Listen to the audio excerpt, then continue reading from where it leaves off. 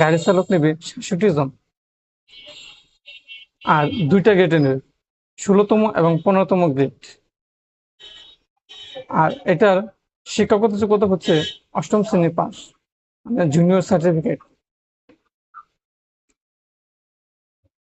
তো যারা ইতিমধ্যে এর আগে এই সার্কুলার পূর্বে এরকম গাড়ি চালক পদে সার্কুলার হয়েছিল, তো যারা এর আগে আবেদন করছিলেন তাদের নতুন করে আবেদন করার প্রয়োজন নেই।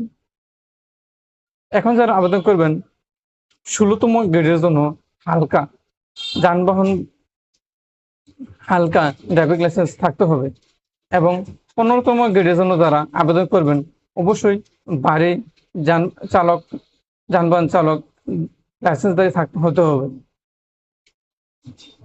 তো এই আবেদনটি আনসার রিক্রুটমেন্ট যে ওয়েবসাইট আছে এই ওয়েবসাইটের মাধ্যমে করতে হবে। এই আবেদনটি